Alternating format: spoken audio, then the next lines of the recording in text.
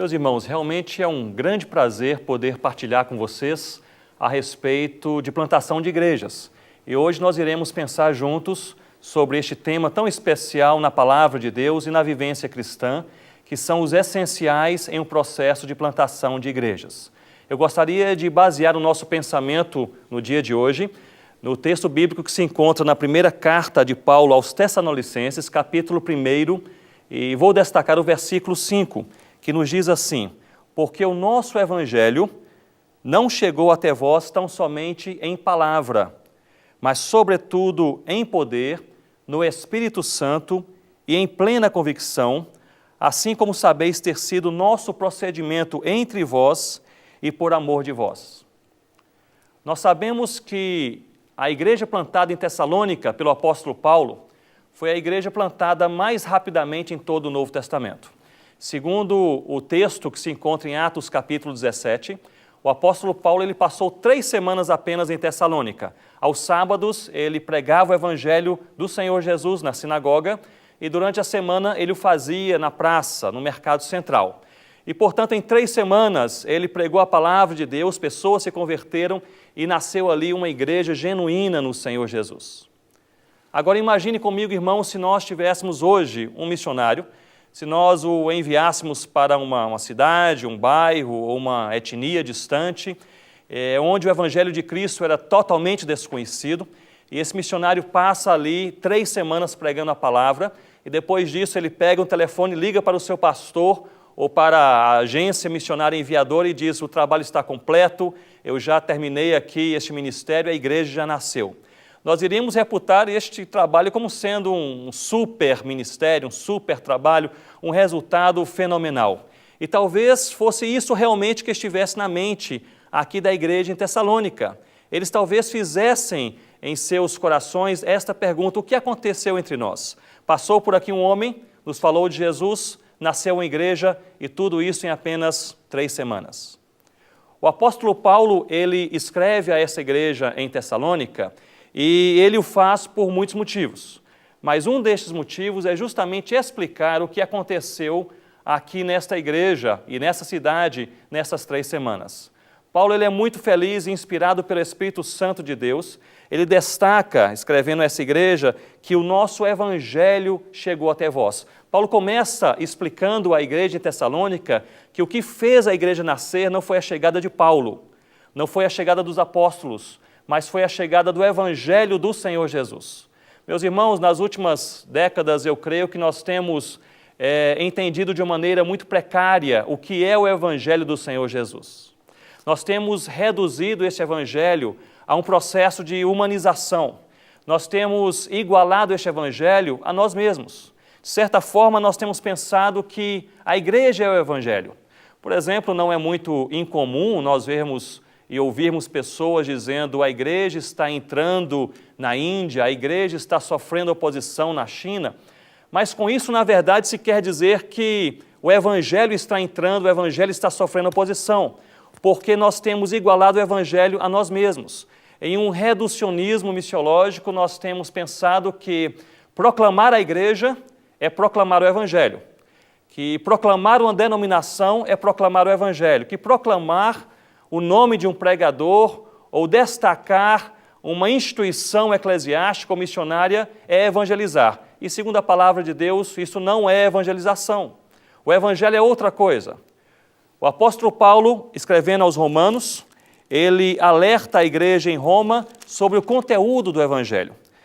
No capítulo 1 desta carta, logo no versículo 1, o apóstolo Paulo nos diz assim: Paulo, servo do Senhor Jesus, chamado para ser apóstolo, separado para o evangelho de Deus. Ele agora destaca sobre o que é o evangelho. O evangelho não é a igreja, nem são os apóstolos, nem somos nós. Ele diz: evangelho de Deus, o qual foi por Deus outrora prometido por intermédio dos seus profetas nas sagradas escrituras. Versículo 3. Com respeito a seu filho, o qual, segundo a carne, veio da descendência de Davi. E para não deixar dúvida, Paulo diz no versículo 4, e foi designado Filho de Deus com poder, segundo o Espírito de santidade, pela ressurreição dos mortos, a saber, Jesus Cristo, nosso Senhor. Portanto, Paulo ele começa escrevendo a essa igreja em Tessalônica, destacando esta verdade, que Paulo não é o Evangelho, os apóstolos não são o Evangelho é o Senhor Jesus. E ele aqui nesse versículo, ele enfatiza, porque o nosso Evangelho chegou até vós, não chegou tão somente em palavra, mas o que fez a igreja nascer, o que fez corações serem transformados, o que fez alguma coisa diferente acontecer naquela cidade, até então não evangelizada, foi a chegada do Evangelho, e o Evangelho é Jesus Cristo. Eu me lembro que alguns anos atrás participei de uma conferência missionária na América do Norte. Fui convidado para pregar naquela conferência em uma igreja norte-americana muito expressiva. Essa igreja tinha uma prática missionária já há algumas décadas, com muitos missionários enviados para boa parte do mundo. E ali tivemos uma festa espiritual, um tempo muito gostoso naquele final de semana. Na segunda-feira eu voltaria para o Brasil e o pastor efetivo daquela igreja, ele me buscou em seu carro para me levar até o aeroporto. Ele me perguntou: Ronaldo, o que você achou da igreja? Eu disse: a igreja é uma igreja maravilhosa, calorosa, é uma igreja bíblica e muito missionária. Ele disse: mas alguma coisa que lhe chamou a atenção na igreja que a gente poderia mudar? Eu disse: pastor, passei apenas um final de semana, é difícil em um final de semana ver alguma coisa expressiva que possa ser mudado em uma igreja. Mas ele insistiu, e de fato havia alguma coisa em minha mente. E ali naquele carro, indo para o aeroporto, eu disse: pastor, veio realmente uma coisa em minha mente, que foi o boletim da igreja. E ele, surpreso, perguntou: mas o quê? Há alguma coisa errada com o boletim? Eu disse: não, o boletim é um boletim muito bem feito, 12 páginas, em papel especial, couché, 4 cores. No local em que eu estava hospedado, eu levei aquele boletim para ler ali durante esse final de semana, e eu li de maneira cuidadosa todo aquele boletim. E no boletim da igreja se fala a respeito dos pastores da igreja, os missionários da igreja, a programação da igreja, a atividade da igreja, a ética da igreja, mas em 12 páginas do boletim dessa igreja não se fala uma única vez no nome do dono da igreja, que é o Senhor Jesus Cristo. Meus irmãos, eu creio que isto realmente nos traz um ensinamento ou uma evidência prática da maneira precária como nós temos compreendido o Evangelho. Muitas vezes nós não plantamos igrejas porque nós não evangelizamos de fato. Nós apenas vendemos uma ideia denominacional ou uma ideia de um processo humano que aglomera pessoas, ou talvez a retórica de um pregador, a eloquência de um missionário e assim por diante. Mas o apóstolo Paulo deixa bem claro que nasceu uma igreja em Tessalônica, e essa igreja nasceu porque chegou nessa cidade o Evangelho, e o Evangelho é o Senhor Jesus. Neste versículo 5 que nós lemos, o apóstolo Paulo nos diz de maneira clara: porque o nosso Evangelho, que é o Senhor Jesus, não chegou até vós tão somente em palavra. Eu creio, irmãos, que os tessalonicenses estavam impressionados com Paulo. Paulo era um teólogo, era um missionário, um apóstolo, plantador de igrejas, era alguém certamente extremamente eloquente, com uma profunda retórica, um poder de convencimento pessoal tremendo, e certamente eles se encantaram com Paulo, com a sua habilidade comunicacional. Paulo aqui, ele começa tirando o foco, o destaque sobre a sua capacidade humana e destacando o Evangelho de Deus. Ele diz: o nosso Evangelho não chegou até vós tão somente em palavra. A expressão grega usada aqui para a palavra é logia, que significa capacidade comunicacional, significa a maneira de se discursar. O que Paulo está dizendo, em outras palavras, é que o Evangelho que chegou, que transformou corações, que fez plantar, nascer ali uma igreja do Senhor Jesus autêntica, não chegou baseado ou fundamentado tão somente na habilidade do mensageiro, na capacidade humana. Paulo está aqui tirando o foco da sua habilidade, tirando o foco da sua capacidade e dizendo que se uma igreja nasce, ela nasce por causa de Deus.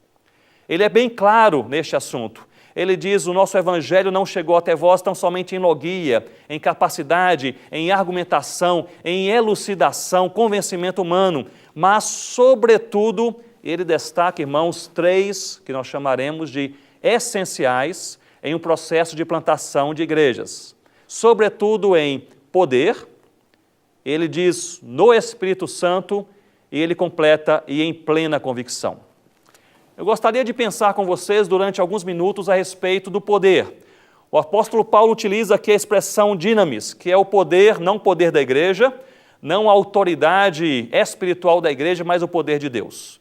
O dinamis é a manifestação de Deus. O que Paulo aqui tem em sua mente certamente é que se Deus se manifestar, qualquer coisa pode acontecer, mas se Deus não se manifestar, nós podemos ajuntar pessoas, nós podemos criar um ambiente, nós podemos utilizar a mídia, nós podemos ter conhecimento bíblico, nós podemos ter conhecimento teológico, nós podemos ter um poder bom de comunicação. Se Deus não se manifestar, pessoas não se convertem, igrejas genuinamente cristãs não nascem. É simples assim.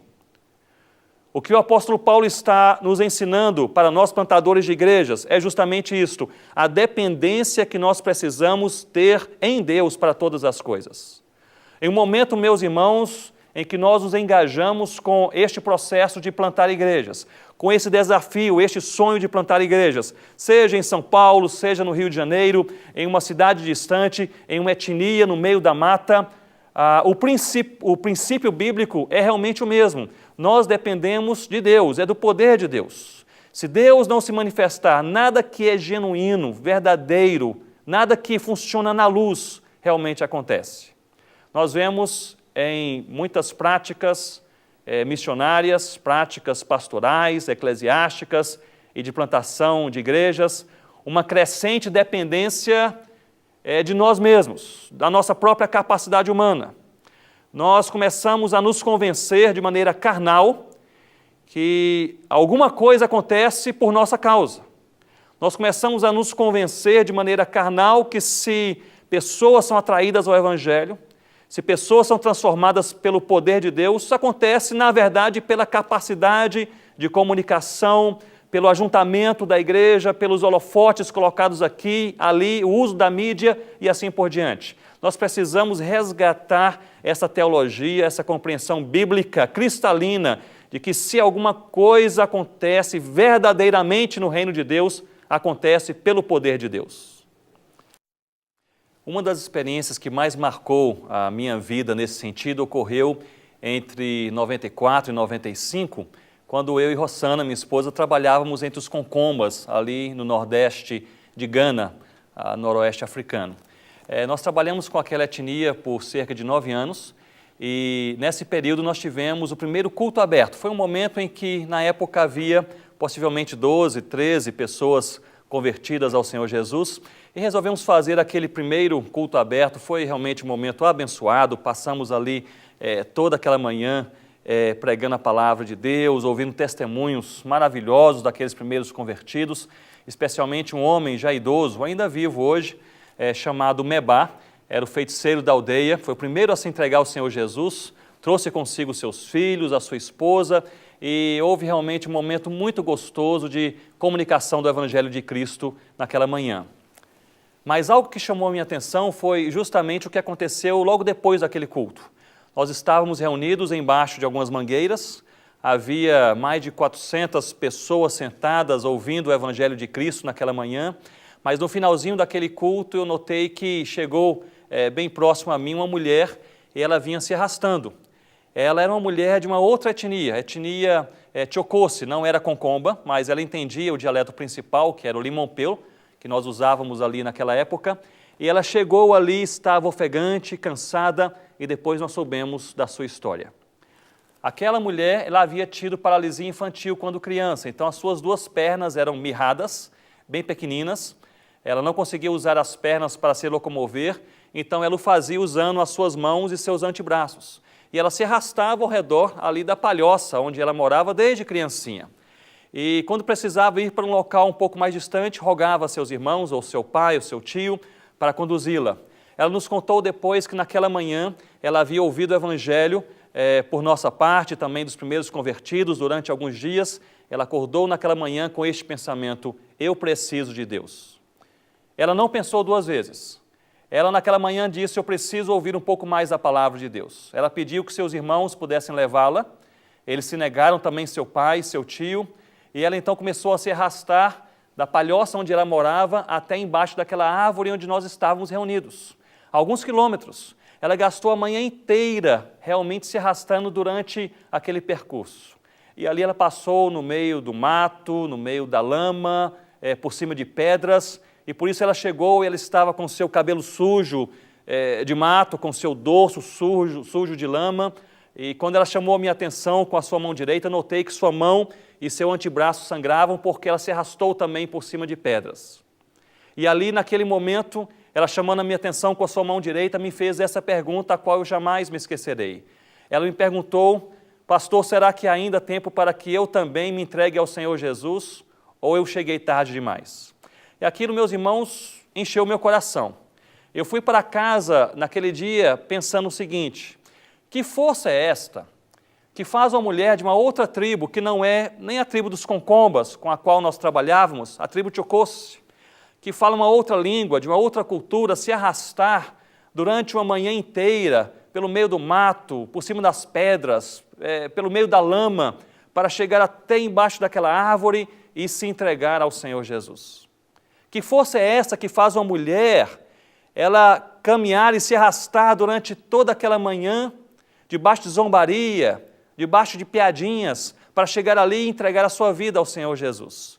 E a resposta é essa resposta que o apóstolo Paulo deu à igreja em Tessalônica: é o poder de Deus. O poder de Deus que se manifesta, e quando o poder de Deus se manifesta, corações são transformados, vidas são mudadas, famílias são resgatadas e igrejas nascem.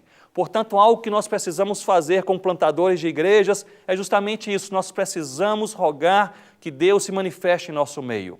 Nós devemos sim nos preparar, nós devemos sim estudar. Há uma professora que eu tive na área de fenomenologia da religião, a doutora Frances Popovich, ela dizia que Deus usa tudo aquilo que nós aprendemos, e é verdade. Por isso precisamos aprender mais, nos esforçar mais, trabalhar mais, mas sempre com essa convicção que se alguma coisa genuína acontecer, realmente há de acontecer pela manifestação do poder de Deus. Esta convicção bíblica e teológica do poder de Deus no processo de plantação de igrejas tem diversos resultados. Um resultado inicial é a dependência de Deus, é a convicção de que nós dependemos de Deus para todas as coisas.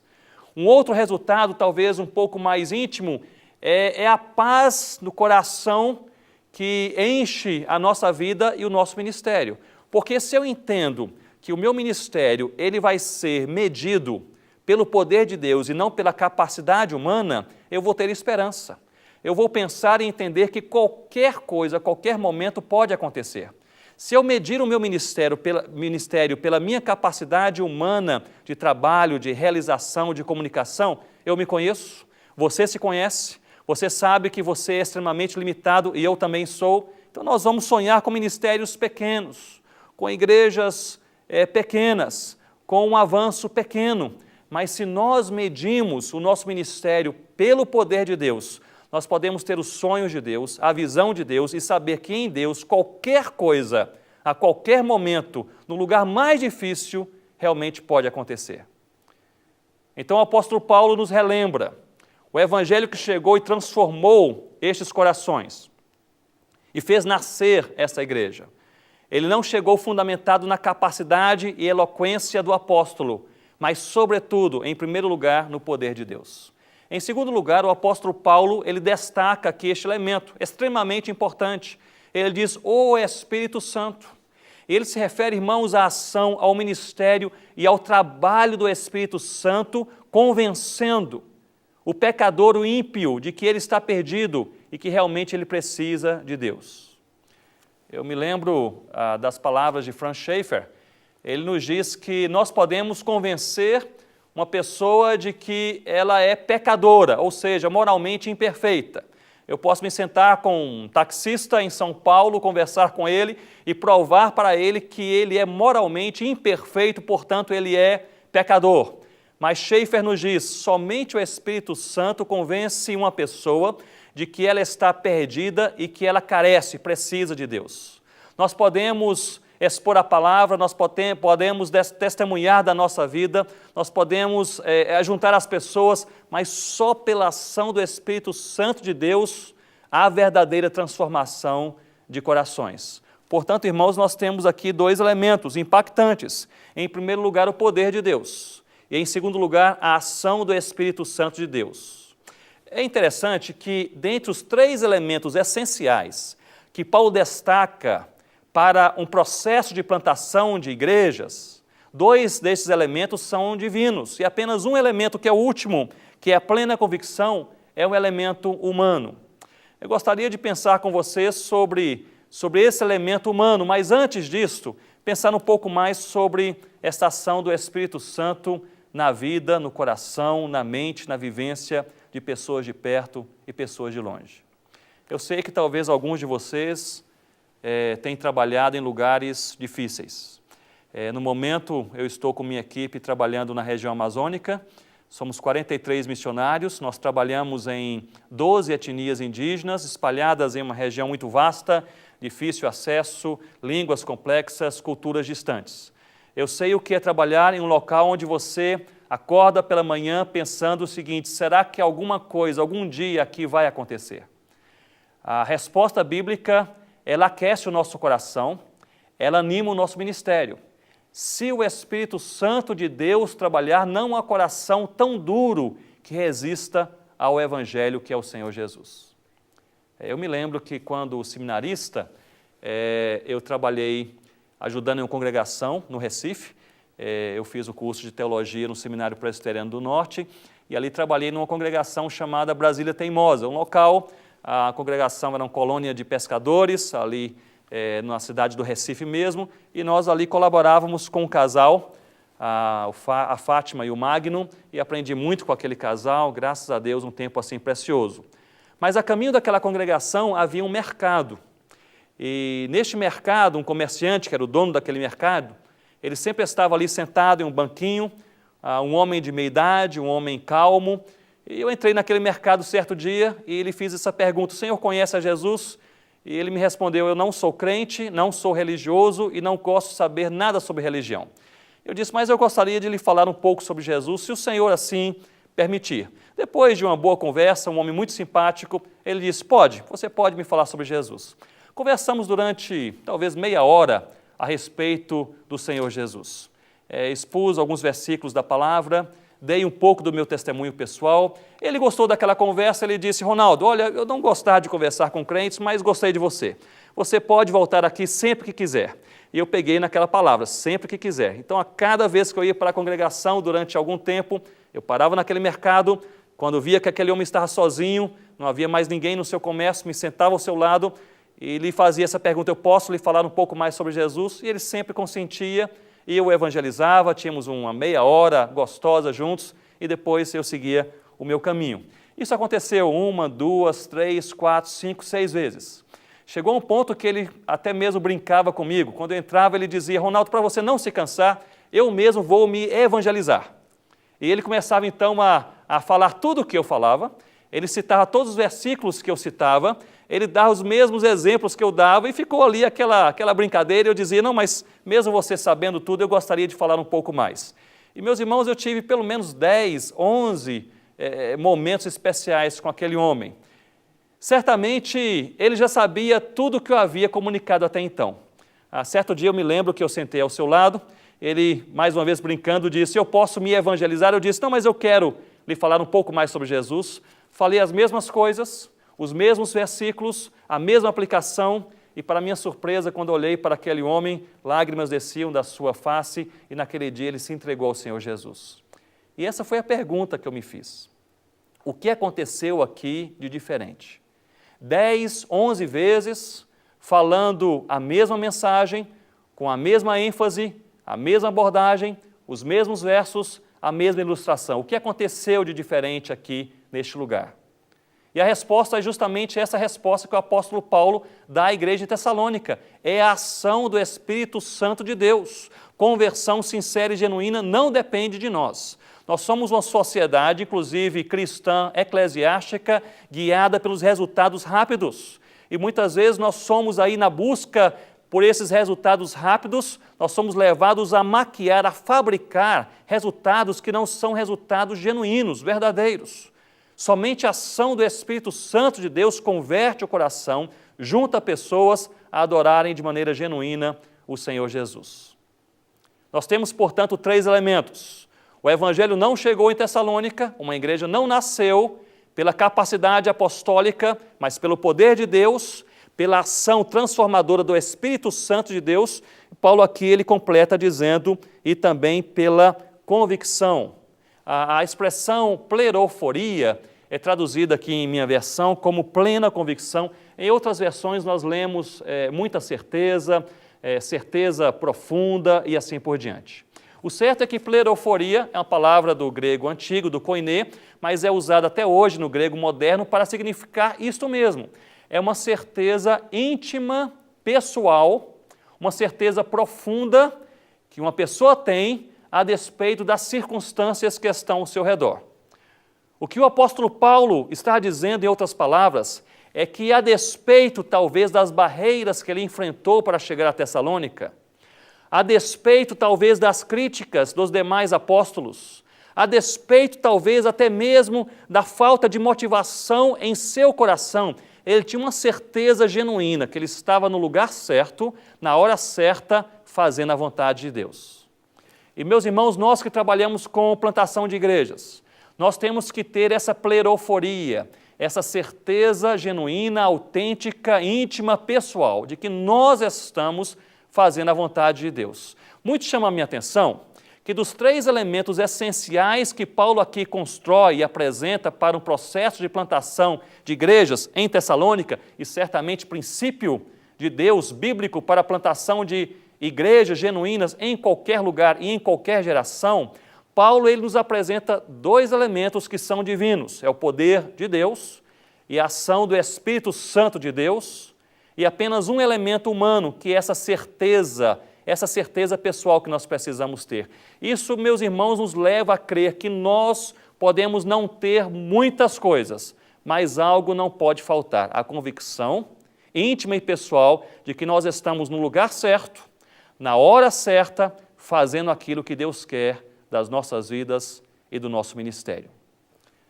Portanto, pleroforia, essa certeza que nós precisamos ter, de que a despeito dos resultados ou da ausência deles, a despeito dos aplausos ou até mesmo das críticas, a despeito do dia bom e também do dia mau, a despeito das incertezas da vida, incertezas e inconstâncias também do ministério, nós estamos fazendo aquilo que Deus colocou em nossas mãos. Algo que eu sempre relembro aos missionários com os quais eu trabalho, é que nós precisamos pensar no dia bom, mas também no dia mau. E você que é missionário, é pastor ou plantador de igrejas e trabalha em um local talvez árduo, difícil, onde seu coração está angustiado, a sua alma está fragilizada, você tem muitas dúvidas em sua mente com respeito aos resultados sinceros deste trabalho, eu gostaria de lhe encorajar da mesma forma que encorajo os nossos missionários na Amazônia. No dia mau, meu irmão e minha irmã, o que nos segura no campo missionário é tão somente a convicção de que Deus nos colocou ali. No dia bom, qualquer coisa nos segura. No dia bom, nós estamos alegres pelas boas coisas que acontecem. No dia bom, nós temos amigos chegados, nós temos saúde, nós temos sustento, nós vemos os frutos, o povo está alegre. Mas no dia mau, quando falta o apoio, quando não se tem cobertura de oração, quando as críticas batem à porta da nossa casa, quando a enfermidade chega, quando os resultados não vêm, no dia mau que segura o plantador de igrejas no campo missionário é apenas a convicção, pleroforia, certeza íntima de que nós estamos onde Deus nos colocou.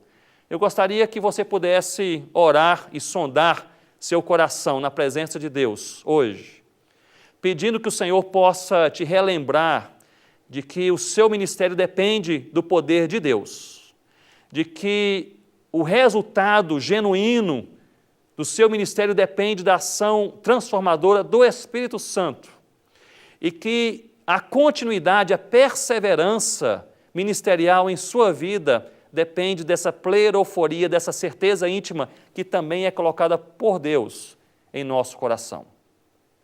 Eu gostaria, portanto, de pensar com vocês a respeito de algumas práticas que faziam sempre parte da vida, da dinâmica ministerial do apóstolo Paulo. Na plantação de igrejas, nós vemos isto de forma destacada em suas cartas, também no livro de Atos, E certamente não foi diferente na igreja em Tessalônica.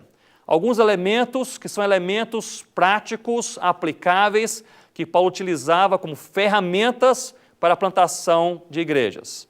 Nós vemos que Paulo aqui, ele nos traça, ele constrói essa teologia bíblica dizendo é o poder de Deus, é a ação do Espírito Santo e é certeza daquele que está trabalhando. Mas o apóstolo Paulo ele utiliza aqui alguns outros elementos, que são também elementos importantíssimos na vida daquele que faz a obra de Deus e planta igrejas para a glória de Deus.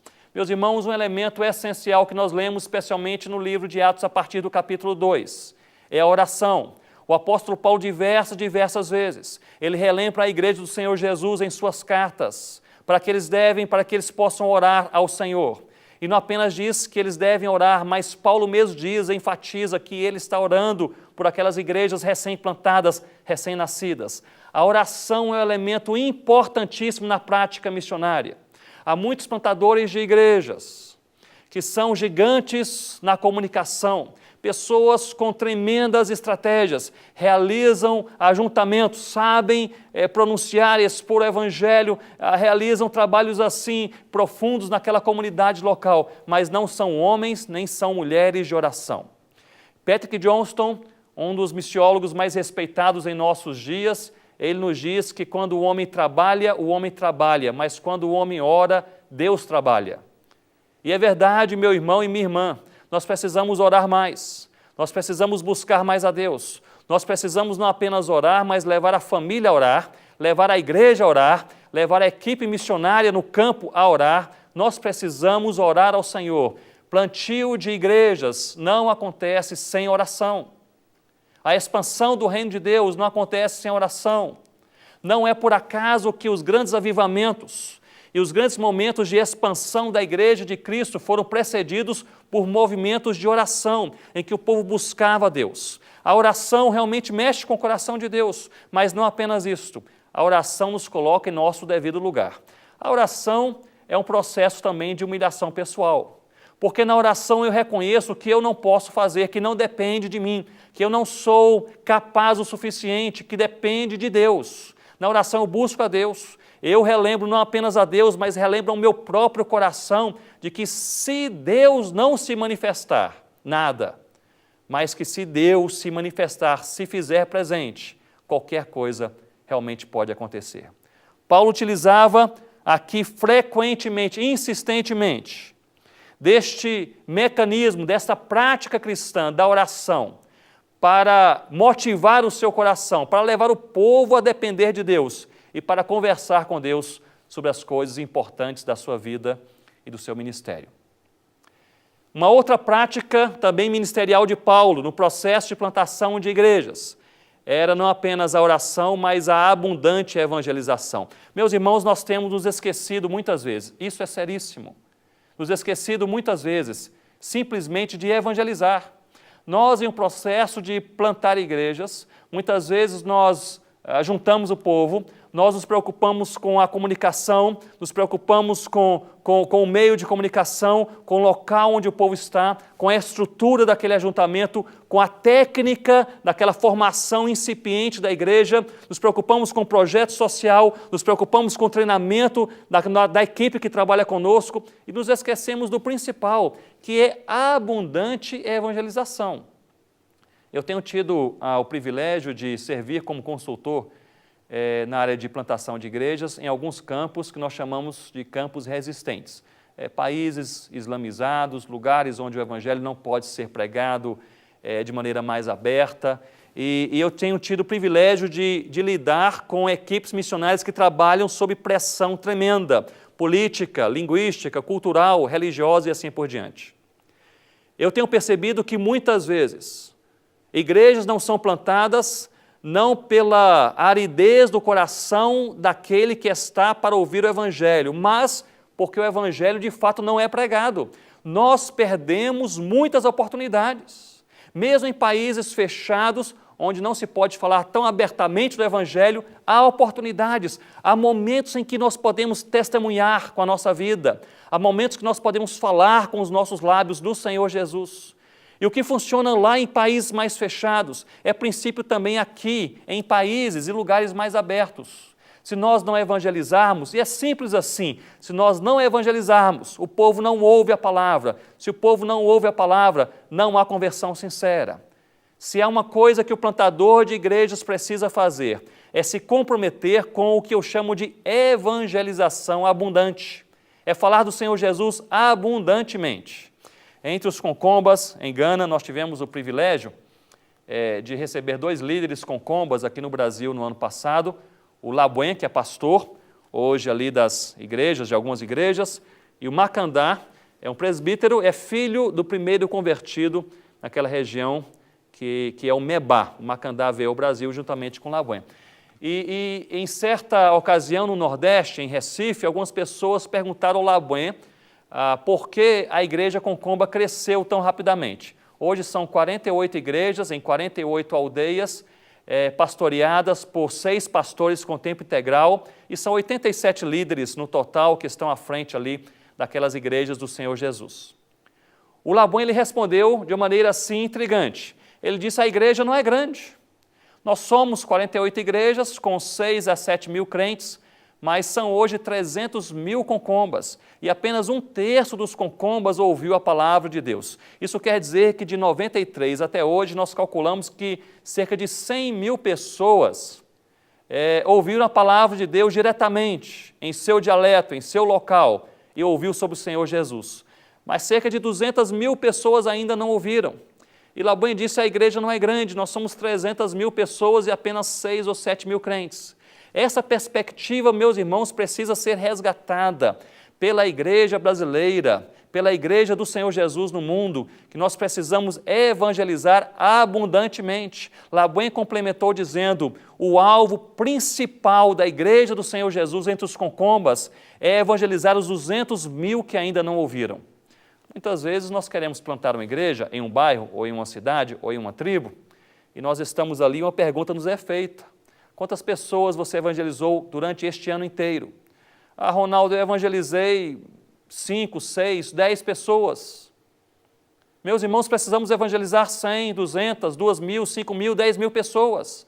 A abundante evangelização é uma ferramenta preciosíssima, necessária na vida, na dinâmica ministerial de todo plantador de igrejas. Portanto, oração. Em segundo lugar, a abundante evangelização. Em terceiro lugar, fidelidade às Escrituras. Precisamos ter prática de plantação de igrejas que sejam bíblicas, com embasamento bíblico e que tenham realmente uma exposição bíblica fundamentada. Há muitos trabalhos que crescem, mas que não são trabalhos bíblicos. Há muitos movimentos que crescem abundantemente, mas não são bíblicos. Eu me lembro que a igreja que mais cresceu na década passada, ali na região de Gana, foi uma igreja chamada Igreja do Espírito Santo. E é interessante notar que na inauguração daquela igreja, daquele ministério, depois de um certo momento de louvor, o dirigente daquele culto, ele pegou o microfone e disse: nós vamos ouvir agora o fundador dessa igreja, que é a encarnação do Espírito Santo na terra. E este homem, lá em Accra, capital de Gana, ele chegou ali, pegou o microfone e ele começou a falar: vocês não precisam nem abrir as suas Bíblias, porque eu sou o Espírito Santo e eu vou lhes revelar a vontade do Pai. Uma igreja herética, mas interessante, a igreja que mais cresceu na década passada. Nem tudo que funciona é bíblico. Hazel Grave, um dos maiores missiólogos da nossa época, nos diz que nem tudo que é novo é bom. Nem tudo que funciona é realmente bíblico. Nós precisamos ter como crivo, como critério, aquilo que é bíblico. Deixar de lado essas invenções, essas maluquices, que podem funcionar aqui ou ali, mas não têm compromisso nem raiz na palavra de Deus. Primeira pergunta que nós precisamos fazer a nós mesmos, perante a proposta de uma prática missionária no plantio de igrejas, é esta: é bíblico? Se não for bíblico, nós deixamos de lado. Se for bíblico, nós levamos adiante na esperança de que no poder de Deus, na ação do Espírito Santo e com muita convicção pessoal de que nós estamos no lugar que Deus nos quer, algo bom realmente pode acontecer. Portanto, algumas práticas. A oração, precisamos orar mais. A abundante evangelização, precisamos falar de Cristo dia e noite. é evangelizar a tempo e fora de tempo, fidelidade às Escrituras. Não apenas isto, mas também a inserção de leigos, a inserção dos crentes, da igreja, no próprio processo de se plantar igrejas. Um dos elementos mais limitadores no processo de plantação de igrejas tem sido a dificuldade que nós temos de inserir o próprio membro da igreja, o recém-convertido, ao trabalho de se enraizar aquela igreja e se multiplicar aquela igreja. A elitização do clero, meus irmãos, tem sido realmente algo destrutivo nos processos de plantação de igrejas. Eu não quero dizer aqui que nós não devemos nos preparar, ao contrário, devemos nos preparar bem. Devemos preparar nossos pastores, nossos missionários, os nossos plantadores de igrejas, mas nós precisamos saber que no processo de plantação de igrejas, nós devemos inserir rapidamente aquele que se converte a este trabalho. Isso tem sido um dos elementos essenciais em processos de multiplicação de igrejas em várias partes da terra. Entre os 43 missionários que fazem parte da nossa equipe na Amazônia, um deles que tem também um ardor missionário, uma convicção muito clara de plantar igrejas, é o Jaime. O Jaime, ele é um ribeirinho, ele é filho de missionários presbiterianos que plantam igrejas ali entre os ribeirinhos na região da Amazônia. Aliás, ele nasceu em um barco, o barco tem o nome Apóstolo Paulo, e seus pais plantavam igrejas em diversas comunidades ribeirinhas. Ele nasceu com esse ardor missionário. Trabalha conosco, e o Jaime certa vez me disse: Ronaldo, destaque alguma coisa assim importante que eu possa fazer para plantar uma igreja multicultural, multiétnica e indígena na região de Santa Isabel, no Alto Rio Negro. Eu disse, Jaime, muitas coisas importantes. Falei sobre oração, eu falei sobre fidelidade às Escrituras, falei sobre também esta prática de inclusão rapidamente de pessoas recém-convertidas ao próprio processo de enraizamento daquela igreja e de multiplicação daquela igreja. Ele gostou deste último ponto, me lembro que ele anotou e disse: eu gostei disso, inserir pessoas ao processo missionário de se plantar e multiplicar igrejas. Eu estava em Manaus certa vez e Jaime ele me liga, ele diz: Ronaldo, eu estou indo para uma conferência, aliás uma viagem missionária em que vou evangelizar 3 aldeias indígenas aqui nos derredores de Santa Isabel. Eu estou fazendo aquilo que você falou, eu estou levando 3 indígenas comigo, já inserindo esse pessoal no processo de plantar igrejas, para que nós possamos plantar essas igrejas em outros lugares e evangelizar outros indígenas. Eu fiquei confuso porque eu disse: Jaime, eu não sabia que alguns indígenas já haviam se convertido, se entregado ao Senhor Jesus aí no seu trabalho. Não sabia que havia crentes aí com você nessa altura. E ele disse: não, eles não são crentes, eles ainda não se converteram, mas já estou inserindo esse pessoal no trabalho missionário para que eles possam já se acostumar e quando se entregarem ao Senhor Jesus, possam já realmente multiplicar igrejas rapidamente. Eu fiquei em silêncio, ele notou que eu fiquei assim mais calado, ele disse: mas por quê? Não pode? E aí eu respondi: bem, eu acho que pode. E o Jaime fez isso. Meus irmãos, o resultado foi surpreendente. Esses indígenas, lá pela 3ª, 4ª viagem missionária, se entregaram ao Senhor Jesus. Hoje são pessoas com ardor missionário. Este é um exemplo extremo, é claro, mas apenas para destacar a importância que nós precisamos dar à inserção rápida dos recém-convertidos ao próprio trabalho de se plantar igrejas. Se uma pessoa se converte hoje, dê trabalho, não ande sozinho, discipule. Uma coisa que eu procurei aplicar no meu ministério é não fazer nada sozinho. Entre os concombas na África, eu ia orar para uma pessoa enferma, eu levava 2 ou 3 pessoas comigo. Eu ia evangelizar uma outra pessoa em uma outra aldeia, levava 4 ou 5 pessoas comigo. Eu ia visitar uma pessoa com um problema ou uma dúvida bíblica da fé no Senhor Jesus, levava 4 ou 5 recém-convertidos comigo. Não fazer nada sozinho. Você precisa inserir rapidamente os recém-convertidos ao processo de evangelização e plantação de igrejas onde você está. Portanto, bastante oração. Portanto, abundante evangelização, fidelidade às Escrituras e também inserção do leigo, do recém-convertido ao seu ministério e a este processo de plantação de igrejas. O último elemento, a última prática que eu gostaria de destacar aqui é justamente esse discipulado pessoal. Nós precisamos multiplicar plantadores de igrejas. Isso ocorre a partir do discipulado pessoal. Nós precisamos caminhar evangelizando, orando, precisamos caminhar plantando igrejas, mas caminhar com pessoas ao nosso redor, para que se inspirem, para que tenham este ardor, para que sintam essa motivação, para que vejam como é o processo.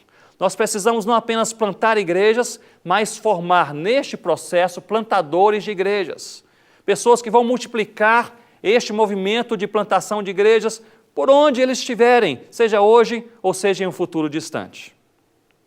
Eu gostaria de encerrar partilhando com vocês a respeito de uma das mulheres que mais evangelizou abundantemente o noroeste amazônico e plantou ali dezenas e dezenas de igrejas entre duas etnias indígenas, que são os Baniwa e os Curipaco.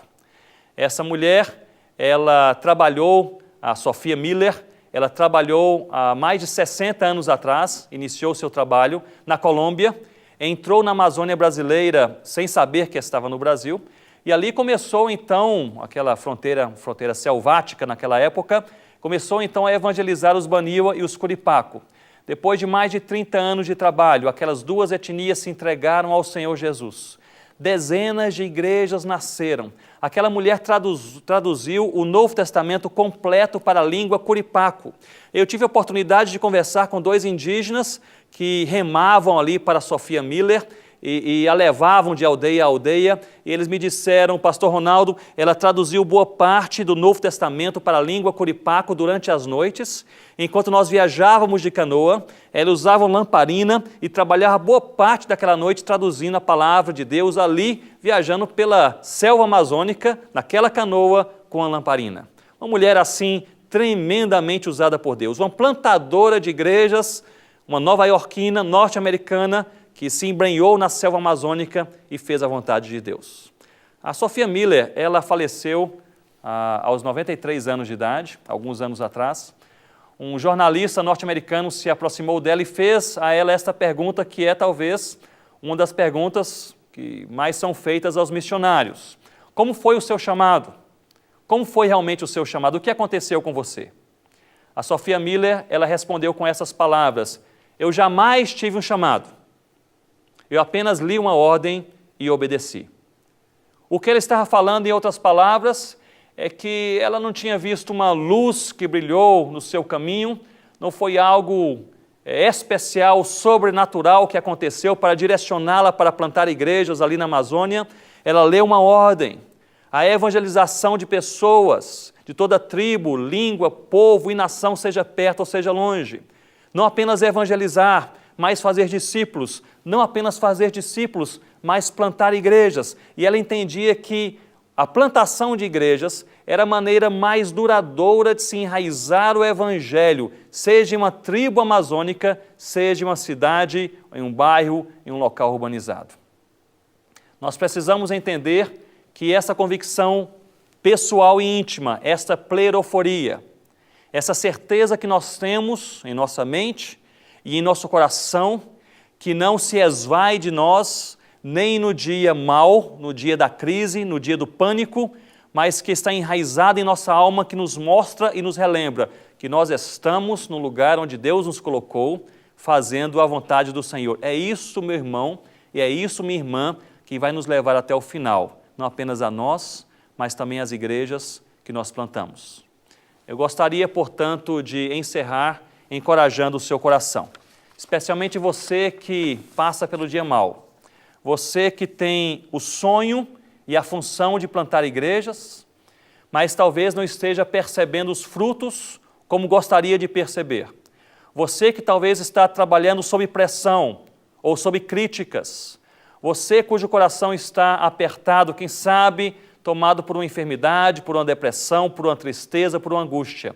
Eu gostaria de lhe encorajar no nome do Senhor Jesus. O apóstolo Paulo passou por tribulações, certamente que nós não passamos. Ele enfrentou dificuldades e tempestades em sua vida e seu ministério que nós jamais experimentamos. Mas ele perseverou, crendo que tudo ele fazia e vivia para a glória de Deus. Chegou até o final com essas palavras em seus lábios: já não sou eu quem vive, mas é Cristo que vive em mim. porque se Deus nos colocou no campo para plantar igrejas, Ele não fez isso porque Ele precisa de nós, mas porque nós precisamos de Deus. Já não sou eu quem vive, mas é o Senhor Jesus que vive em mim. Deus os abençoe, Deus te anime e que igrejas genuínas no Senhor Jesus sejam plantadas para a glória de Deus.